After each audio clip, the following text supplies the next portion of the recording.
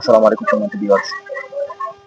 উপদেষ্টা পরিষদের সৈয়দা রেজওয়ানা চৌধুরী, ডক্টর ইউনূস, আর আরেকজন আছে বর্তমান বিএনপির পররাষ্ট্রমন্ত্রী, আরো আছে আসিফ নজরুল, আর অনেকে।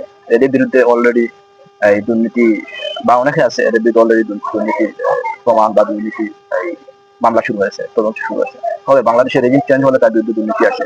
টাকা অবস্থায় কোনো এই যে আমাদের চাটুকার সাংবাদিক যারা কখনো করতে সাহস করে না, এটাই বাংলাদেশ। সৈয়দা রেজওয়ানা চৌধুরীর কথা বলতে হলে যে উনি যে বলেছেন জামাত ক্ষমতা আনলে নাকি নারীদের এইভাবে সেইভাবে দেশে জঙ্গি প্রতিষ্ঠা হবে, এর জন্য নাকি নির্বাচনকে ইঞ্জিনিয়ার করা হয়েছে। খুব দুঃখজনক, খুবই দুঃখজনক, তীব্র নিন্দা জানাই।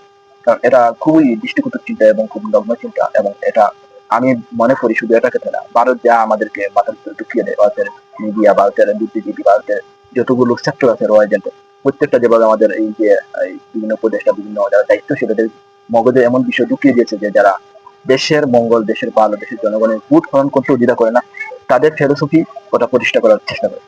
সেজন্য এই যে চেষ্টা, এই যে নির্বাচনকে ইঞ্জিনিয়ারিং, নির্বাচন হয়ে গেছে, কিন্তু এই যে নির্বাচনকে ইঞ্জিনিয়ারিং, হয়তো সবাই বলতে পারে এটা বিএনপি করেছেন।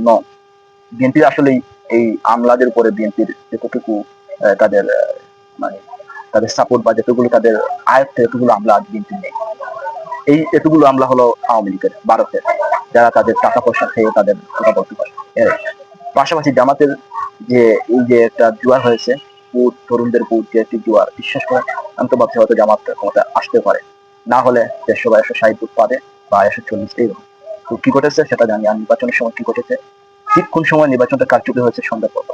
সৈয়দারের জনার কথা আসি যে ওনার যে ফিলোসফি, যে উনি যে চিন্তা, ওনার মতো সাংবাদিক, ওনার মতো বাংলাদেশের বিভিন্ন জায়গায় ওরা যে চিন্তা করে জনগণের ভোটকে ইঞ্জিনিয়ারিং, জনগণের ভোটকে হস্তগত করা, ডাকাতি করা, এটা কি উচিত হয়েছে? এটা তো স্বীকার